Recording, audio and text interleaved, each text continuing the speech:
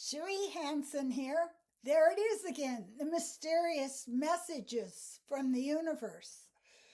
I don't know what that's telling me, but maybe just the seasonal angle of the sun coming through the window, but I suspect it's definitely a message.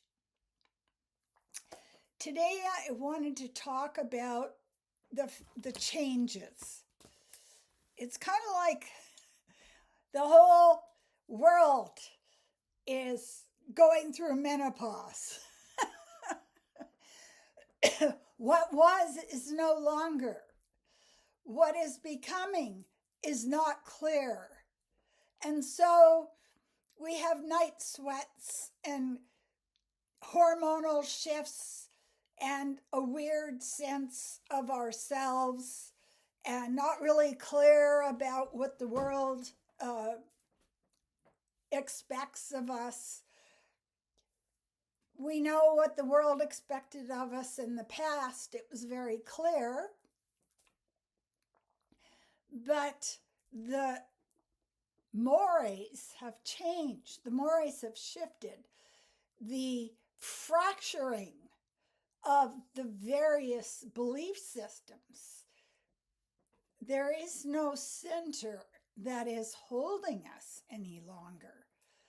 And so the way I find that I'm dealing with that is to work on myself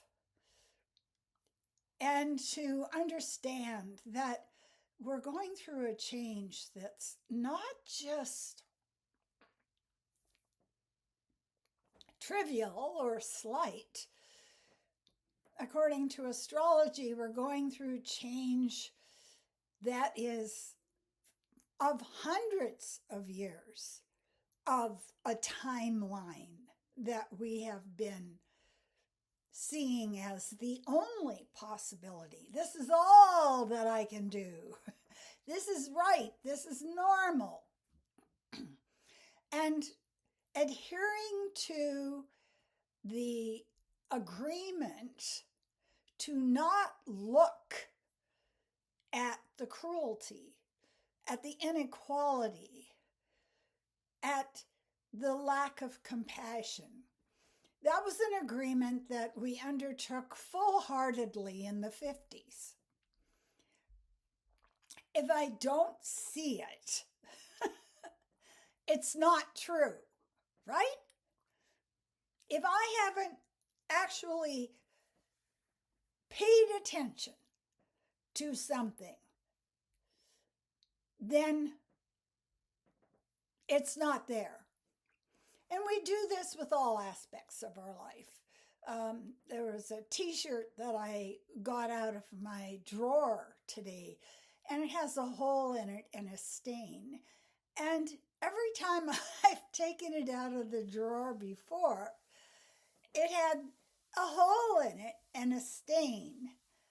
And I would put it in the laundry saying, I'll get that stain out, instead of saying, this isn't good enough for me. When we get to that point where we see we're walking in darkness and there's a lightning strike and suddenly we can see everything so clearly. This is not good enough for me. And then we see that we are our own responsibility. I am the only one that can change these things. And I mean by this, if you come across something in the outer world that you can't change, then you go inside and you work on your reaction to what is going on. It's like, it's like I have a pan that when I leave it on the stove, the handle gets hot. Do I keep trying to grip the handle? of this situation? Or do I learn that I can protect myself by making sure I have the mitt on when I pick up that pan? So we come to a place where we begin. The beginning is always the end. The beginning is always the confusion. The beginning is always the roundabout path that has 5 other paths that are being formed, that are out there, that we could possibly take. And it's overwhelming and confusing at first until we ask the question, is this path good enough for me? If we could do that with everything, if we could say, is this good enough for my body, for the temple, for the cathedral, for the holy place that is my body, then I would change my behavior. If we say, is this thought good enough for my mind? Then we can choose another thought because we're discerning, we're making choices. So if we look at life as something that is in transition, especially now, all rules are off, baby. The contract's no longer valid. You're just like, what is going on? And we're in a place where we're being asked to really look at our decisions and say, is this good enough for me? And so I threw the t-shirt out. I threw it out because it wasn't good enough for me. And the other point that I was thinking about as I was listening to a affirmation this morning is the point of, are you fully in? Are you committed to your goal? And I don't mean by this, I do not want you to take this as one of those vibed up, crazy cheerleader, born again sermon type voice, that you have to grab, you have to have passion, you have to push, you have to discipline yourself, you have to deny yourself every moment of now in order to achieve something, because success is what we seek. It's not success.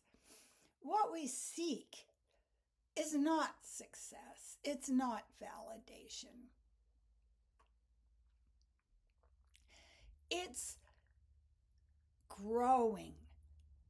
And in order to grow, we have to look at ourselves and you say to yourself, am I fully in?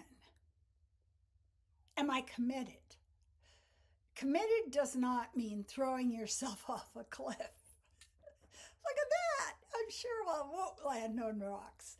Committed means sitting with yourself, interviewing yourself, and finding out what moves your heart. And then you take baby steps. You have a vision of an action you would like to take. You can sit with it. Time is not an element here. Anytime that you are caught in the concept that time is an element, you are now back into the slave culture of competition.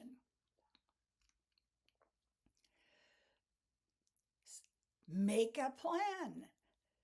have a vision, and then create a neuron habit, and you will get to the place where you will one day be hardwired for achieving growth for yourself. Are you an amateur, a dabbler, a dilly-dallyer? Or are you somebody that honestly loves yourself enough so that you allow your gifts and your passions and your purpose to be the road you take out of the roundabout? So, is this life good enough for me?